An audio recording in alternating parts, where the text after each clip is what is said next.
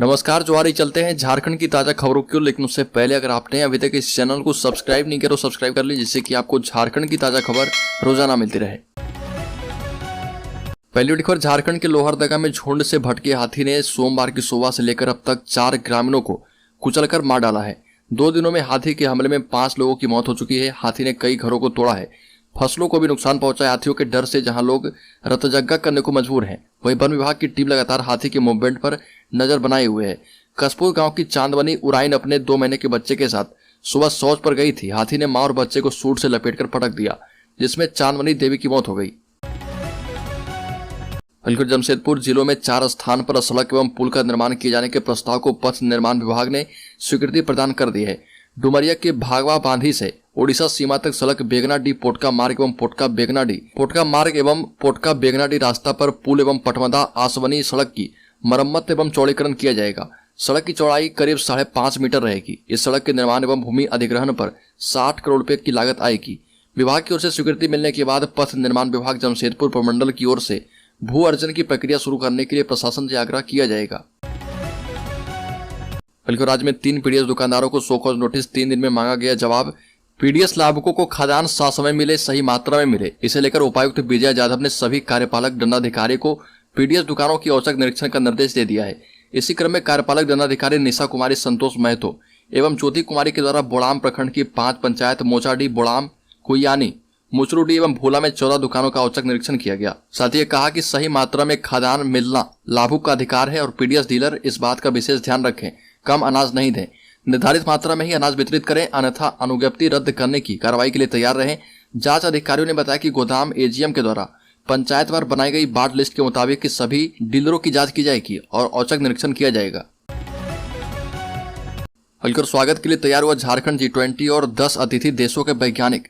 3 मार्च को आएंगे पतरातू लेक, 250 लोक कलाकार करेंगे स्वागत। G20 समिट के विदेशी मेहमानों के स्वागत के लिए झारखंड पूरी तरह तैयार है। साइंस एंड टेक्नोलॉजी से जुड़े विदेशी मेहमानों की टीम 1 मार्च को रांची पहुंचेगी। 2 मार्च को रांची में ऊर्जा के अस्थायी और वैकल्पिक स्रोतों पर चर्चा होगी। 3 मार्च को विदेशी मेहमान पतरातू पहुंचेंगे।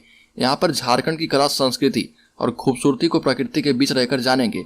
टीम में 10 अतिथि देशों के वैज्ञानिक शामिल रहेंगे। 250 लोक कलाकारों का दल मेहमानों का स्वागत और मनोरंजन करेगा। 150 पर्यटन हितकारक खान पान में सेवा देंगे। पर्यटन विभाग की निदेशक अंजलि यादव के मुताबिक पतरातू को सजाया संवारा जा रहा। लेक में विदेशी मेहमानों के नौका विहार के लिए गुजरात से 2 लग्जरी बोट मंगाए गए हैं, जिसमें सोफा भी लगा है। राज्य के चरही में वर्चस्व की लड़ाई में दर्जनों घायल। चरही घाटों सड़क मार्ग 6 घंटे से ज्यादा जाम। चरही में CCL तपिन साउथ परियोजना के कोल डंप में वर्चस्व की लड़ाई में मारपीट और आगजनी हुई। इस मारपीट में दर्जनों महिला पुरुष घायल हुए। घटनास्थल पर पुलिस बल मौजूद थी, लेकिन उनकी संख्या काफी कम थी, इसलिए कुछ कर नहीं पाए। मारपीट के बाद कई जगहों पर आग लगा दिया गया। 187 दिनों से विस्थापित प्रभावित संघर्ष मोर्चा अपनी मांग को लेकर आंदोलन कर रहा था। धरने पर बैठे विस्थापित प्रभावित संघर्ष मोर्चा के टेंट कुछ लोगों ने आग लगा दी और लोगों के साथ मारपीट भी की गई। राज्य के बोकारो जिले में लगातार मुर्गियों की मौत के बाद धनबाद जिले में भी अलर्ट जारी कर दिया गया है। 114 सैंपलों को रांची भेजा गया है। बोकारो जिले में पिछले कुछ दिनों से बीमारी से मुर्गियों की मौत हो रही है। पिछले 5 दिनों में 250 से अधिक मुर्गियों की मौत हो चुकी है। मरी हुई मुर्गियों का सैंपल लेकर जांच के लिए कोलकाता एवं भोपाल भेजा गया है। अब जांच रिपोर्ट आने पर ही स्पष्ट होगा कि मुर्गियों की मौत बर्ड फ्लू या किसी अन्य बीमारी से हुई है। इस बीच पड़ोसी जिले बोकारो में बीमारियों से मुर्गी की मौत की खबर से धनबाद जिला पशुपालन विभाग भी अलर्ट हो चुका है। फिलहाल धनबाद में किसी बीमारी से एक भी मुर्गी की मौत की खबर नहीं है, लेकिन एहतियात के तौर पर पूरे जिले में पोल्ट्री फार्म से सैंपल एकत्र कर दिए गए हैं। राज्य के गुमला जिले में भारत को हिंदू राष्ट्र घोषित करने की मांग उठी। राष्ट्रीय हिंदू संगठन के दिलीप श्रीवास्तव समेत दर्जनों लोगों ने हिंदू राष्ट्र घोषित करने की मांग को लेकर हस्ताक्षर युक्त ज्ञापन राष्ट्रपति एवं पीएम के नाम DC सुशांत गौरव को सौंपा है। ज्ञापन के माध्यम से संगठन के लोगों ने बताया कि भारत प्राचीन काल से ही वैदिक सनातनी परंपराओं को मानने वालों का देश है। वर्तमान में हिंदू धर्म के अनुयायी की संख्या अधिक है। देश की आधी जनसंख्या द्वारा अंगीकृत धर्म ही देश का धर्म होता है और यह मान्यता विश्व के अन्य देश में है। भारत विभाजन विलेख के मुताबिक हिंदू धर्म से विभिन्न धर्मावलंबियों को उनकी मांग के मुताबिक भारत भूमि का बड़ा भूभाग एक स्वतंत्र देश के रूप में दे दिया गया था। पड़ोसी राज्य छत्तीसगढ़ के बाद अब झारखंड में एनफोर्समेंट डिपार्टमेंट का छापा। इंजीनियर पर शिकंजा। रांची से दिल्ली तक मचा हड़कंप। चर्चित इंजीनियर और नेताओं के चहेते वीरेंद्र कुमार राम के 24 ठिकानों पर प्रवर्तन निदेशालय ने एक साथ छापा मारा। मिली जानकारी के मुताबिक ईडी ने वीरेंद्र राम के रांची, दिल्ली, सिरसा, सिवान, जमशेदपुर और आदित्यपुर स्थित ठिकानों पर दबिश दी। बताया जाता है कि इंजीनियर वीरेंद्र राम के झारखंड के पूर्ववर्ती और मौजूदा सरकार में कई बड़े नेताओं के साथ नजदीकी संबंध रहे हैं। गौरतलब है कि 2019 में एक कार्रवाई के दौरान वीरेंद्र राम के अधीनस्थ काम करने वाले एक इंजीनियर के पास से 2 करोड़ 90 लाख रुपए मिले थे। राज्य के गढ़वा जिले में पढ़ाई की आड़ में मौलवी ने आधा दर्जन बच्चों के साथ किया दुष्कर्म। शिकायत करने पर भड़का। मदरसे में जिस मौलवी पर बच्चों को तालीम देने की जिम्मेदारी थी, उसी ने बच्चों के साथ दुष्कर्म किया। मदरसे में करीब 50 बच्चे पढ़ते हैं। इनमें से आधा दर्जन बच्चों ने मौलवी पर उनके साथ दुष्कर्म करने का आरोप लगाया। हैरान करने वाली बात यह है कि जब घटना का पता चलने पर अभिभावकों ने विरोध जताया तो मौलवी उन्हीं पर भड़क गया। अब वह फरार है। मौलवी के द्वारा बच्चों के साथ दुष्कर्म किए जाने की यह पूरी घटना झारखंड के गढ़वा की है। मेरी जानकारी के मुताबिक गढ़वा जिले के नंगर उटारी थाना क्षेत्र अंतर्गत कोइंदी गांव का मामला है और यहाँ पर 50 बच्चे नामांकित हैं। मूल रूप से पश्चिम बंगाल का रहने वाला मौलवी समरुद्दीन लंबे समय से बच्चों को अपनी हवस का शिकार बना रहा था, जिसका खुलासा हाल ही में बच्चों ने ही कर दिया है। स्थानीय लोगों ने अब नंगर उटारी पुलिस को मामले की जानकारी दी है। पुलिस कोइंदी गांव के दारुल उलूम शमसिया मदरसा पहुंची और घटना की जानकारी ली है। मौलवी अभी फरार है। हालांकि पुलिस ने आरोपी की जल्द गिरफ्तारी का भरोसा भी दिया है। अलीगढ़ पंचायत सचिवालय स्वयंसेवक संघ के लोगों पर लाठीचार्ज की घटना तूल पकड़ती जा रही। अब बीजेपी ने घटना की निंदा करते हुए राज्य की हेमंत सोरेन सरकार की आलोचना की। बाबूलाल मरांडी ने कहा कि जिन लोगों पर लाठीचार्ज किया गया वो लोग चोर उचक्के नहीं हैं। सीएम हेमंत सोरेन को तानाशाह कहते हुए घटना की निंदा की। दरअसल पंचायत सचिवालय स्वयंसेवक संघ के लोग अपनी 5 सूत्री मांग के समर्थन में मुख्यमंत्री आवास का घेराव करने निकले थे, लेकिन उन्हें राजभवन के पास रोक लिया गया। पंचायत सचिवालय स्वयंसेवक संघ के लोगों को जब राजभवन के पास रोका गया तो उनकी पुलिस के साथ झड़प हो गई। पुलिस ने लाठीचार्ज कर दिया। तस्वीरों में दिखता है कि पुलिस ने प्रदर्शनकारियों को दौड़ा दौड़ाकर पीटा है। राज्य का सरंडा जंगल फिर से धधक रहा। आपको बता दें कि सरंडा के जंगल में किसी असामाजिक तत्वों के द्वारा लगाई गई आग अब तेजी से फैल रही है। इसे बुझाने का कोई इंतजाम नहीं किया गया है। सरंडा वन प्रमंडल के अधीन ससमदा कीरबुरु रेंज में वन विभाग के कर्मचारी वाहन विहीन है। बिना वाहन के वनकर्मी सरंडा जंगल में लगने वाली आग को बुझाने एवं जंगल के खिलाफ जारी अन्य गतिविधियों को रोकने के लिए तुरंत घटनास्थल पर पहुंच नहीं पाते हैं। और उल्लेखनीय कि सरंडा जंगल की रक्षा, जंगल में लगने वाली आग को रोकने समेत वन एवं पर्यावरण से संबंधित अन्य गतिविधियों को चलाने की बड़ी जिम्मेदारी रेंजर शंकर भगत पर है। गर्मी के मौसम में सरंडा के विभिन्न क्षेत्रों में आग लगने की घटनाएं सामने आ रही है। सूचना मिलने के बाद भी वनकर्मी समय पर आग लगने वाले क्षेत्रों में आग बुझाने नहीं पहुंच पा रहे। रामगढ़ उपचुनाव से पहले हेमंत सरकार कर सकती है नई नियोजन नीति की घोषणा। विपक्ष को लगेगा तगड़ा झटका। रामगढ़ उपचुनाव में मतदान आगामी 27 फरवरी को होना है। उपचुनाव में गठबंधन समर्पित कांग्रेस उम्मीदवार बजरंग महतो के सामने सबसे बड़ी चुनौती आजसू पार्टी है। आजसू प्रत्याशी सुनीता चौधरी के पक्ष में चुनाव प्रचार करते हुए सुप्रीमो सुरेश महतो एवं सांसद चंद्रप्रकाश चौधरी राज्य सरकार पर नियोजन नीति के नाम पर युवाओं को छलने और धोखा देने का आरोप लगा रहे। यह भी सही है कि अभी तक के 3 साल से अधिक के कार्यकाल में नियोजन नीति को लेकर हेमंत सोरेन सरकार पूरी तरह से फेल है। अब मिल रही जानकारी के मुताबिक उपचुनाव के पहले हेमंत सरकार कैबिनेट की बैठक बुलाकर नई नियोजन नीति को हरी झंडी दिखा सकती है। ऐसा कर जहां सरकार आजसू पार्टी को उपचुनाव में बैकफुट पर करने की तैयारी कर चुके, वहीं उपचुनाव में लड़ रहे कई निर्दलीय युवा उम्मीदवारों को भी एक कड़ा संदेश देने की तैयारी कर ली है।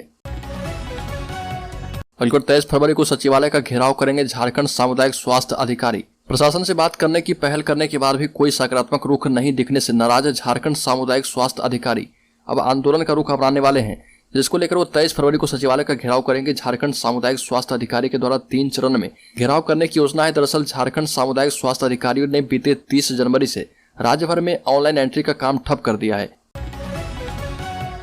रामगढ़ उपचुनाव में रहेंगे सुरक्षा के पुख्ता इंतजाम। 3000 जवान की होगी तैनाती। रामगढ़ विधानसभा चुनाव 2023 को लेकर सुरक्षा के पुख्ता इंतजाम किए गए हैं।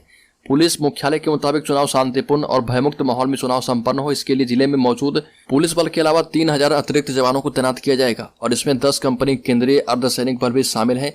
रामगढ़ विधानसभा चुनाव 27 फरवरी को होनी है। जानकारी के मुताबिक चुनाव को लेकर 280 पुलिस इंस्पेक्टर, सब इंस्पेक्टर और असिस्टेंट सब इंस्पेक्टर को अलग से तैनात किया जा रहा, जबकि 1797 सशस्त्र बल, 10 कंपनी केंद्रीय अर्धसैनिक बल और 200 होमगार्ड जवानों को तैनात किया जाएगा। राज्य के धनबाद जिले में होमगार्ड बहाली के लिए ऑनलाइन आवेदन शुरू। धनबाद होमगार्ड बहाली के लिए ऑनलाइन आवेदन शुरू हो जाएगा। आवेदन ऑफलाइन या पोस्ट के द्वारा नहीं दिया जाएगा। ऑनलाइन आवेदन जमा करने की अंतिम तिथि 17 मार्च 2023 है। धनबाद होमगार्ड में 1478 जवानों की नई बहाली निकाली गई है। 9 नामांकन के लिए झारखंड गृह रक्षा वाहिनी ने विज्ञापन जारी किया। इस बार जिले के 10 प्रखंड, नगर निगम एवं नगर परिषद क्षेत्र के लिए क्षेत्रवार बहाली निकाली गई। ग्रामीण क्षेत्र में जहां 638, वहीं शहरी क्षेत्र में 840 अभ्यर्थियों की भर्ती होगी। साथ ही नई बहाली में महिलाओं को 50% आरक्षण दिया गया है। राज्य में एकीकृत सहायक अध्यापक संघर्ष मोर्चा धनबाद इकाई की ओर से डीएससी कार्यालय को ज्ञापन सौंपा गया। प्रदेश संघ के आह्वान पर ज्ञापन सौंपते हुए प्रतिनिधिमंडल ने कहा कि 3 महीने के अंदर पारा शिक्षकों को वेतनमान देने का आश्वासन दिया गया था। 3 साल बीत चुके हैं, अब तक समस्याएं जस की तस बनी है। सरकार जल्द निर्णय नहीं लेगी तो आंदोलन फिर से किया जाएगा। मौके पर जिला अध्यक्ष तुलसी महतो, जिला सचिव दयानंद चौधरी, धनबाद प्रखंड अध्यक्ष मनोज पांडे, बाघमारा प्रखंड अध्यक्ष बलराम महतो मौजूद थे। राज्य में हड़ताल खत्म होने के बाद काम पर लौट गई है सैया दीदी। जमशेदपुर जिले के करीब 2200 सैया दीदी काम पर लौट आई है। मानदेय निर्धारण की मांग को लेकर 21 जनवरी के जिले की सारी सैया हड़ताल पर थी और स्वास्थ्य विभाग के आश्वासन के बाद सैया संघ ने हड़ताल खत्म कर दिया था। विभाग की ओर से बताया गया कि संघ की मांगों पर विभाग सहानुभूति पूर्वक विचार कर रहा। वहीं प्रोत्साहन राशि बढ़ाए जाने के लिए मंत्री के द्वारा केंद्र सरकार से अनुरोध किया गया है। साथ ही कोविड प्रोत्साहन राशि अविलंब देने के लिए सभी जिलों को निर्देश दिया जा चुका है। राज्य के नए चीफ जस्टिस संजय कुमार मिश्रा ने कहा कि हमारी कोशिश होगी कि गरीबों एवं निचले तबके के लोगों के मामले की जल्द से जल्द सुनवाई की जाए और मैं कॉर्पोरेट एवं बड़े मामलों की सुनवाई को ज्यादा महत्व नहीं देता, बल्कि गरीबों के मामलों को पहले सुनना पसंद करता हूं। वहीं समारोह में पहुंचे मुख्यमंत्री हेमंत सोरेन ने कहा कि चीफ जस्टिस को आने में थोड़ा विलंब जरूर हुआ है, लेकिन हम सभी को उनका इंतजार पहले से था। वहीं मुख्य न्यायाधीश से उम्मीद जताते हुए कहा कि राज्य में आदिवासी, पिछड़े एवं अल्पसंख्यकों से संबंधित लंबित मामलों को जल्द सुलझाने में मदद करेंगे। सीएम ने कहा कि राज्य में दलित और आदिवासियों को जल्द न्याय नहीं मिलता है और हम उम्मीद करते हैं कि नए मुख्य न्यायाधीश से इन वर्गों को बड़ी राहत मिलने वाली है। काली कमाई के पैसे से झारखंड की हेमंत सोरेन सरकार रामगढ़ विधानसभा उपचुनाव जीतना चाहती है, लेकिन सरकार की लोक लुभावन बातों को जनता समझ चुकी है। अब उनकी दाल गलने वाली नहीं है। उक्त बातें भारतीय जनता पार्टी के प्रदेश अध्यक्ष दीपक प्रकाश ने रांची रोड स्थित ओम पैलेस में भाजपाइयों के द्वारा नगर परिषद के कार्यकर्ताओं के लिए आयोजित बूथ स्तरीय कार्यकर्ता सम्मेलन में कही। दीपक प्रकाश ने कहा कि जनता अन्याय के विरुद्ध मुखर होकर सामने आए और एनडीए उम्मीदवार को जीत दिलाकर इतिहास रचे। झारखंड हाईकोर्ट ने स्नातक प्रशिक्षित शिक्षकों को दी बड़ी राहत, सरकार की अपील को किया खारिज। झारखंड हाईकोर्ट ने राज्य के मध्य विद्यालय में नियुक्त स्नातक प्रशिक्षित शिक्षकों को दोबारा नियुक्त करने की एकल पीठ के आदेश खिलाफ दाखिल अपील पर सुनवाई की। कोर्ट ने मामले में सभी पक्षों को सुनने के बाद अपील को खारिज कर दिया। कोर्ट ने एकल पीठ के आदेश को सही ठहराया है। हालांकि सरकार ने एकल पीठ के आदेश पर पूर्व में ही सभी की दोबारा नियुक्ति कर दिया था, लेकिन इसमें शर्त लगाई गई थी। उक्त नियुक्ति अपील के आदेश से प्रभावित होगी। हटाए गए शिक्षकों को फिर से बहाल करने का निर्देश के खिलाफ राज्य सरकार ने हाईकोर्ट में अपील दाखिल की थी। 2015 में हुए शिक्षक बहाली में कॉमर्स ग्रेजुएट की राजकीय मध्य विद्यालय में नियुक्ति हुई थी। इस मामले में सुनवाई के बाद हाईकोर्ट ने स्नातक प्रशिक्षित शिक्षकों को बड़ी राहत दी है।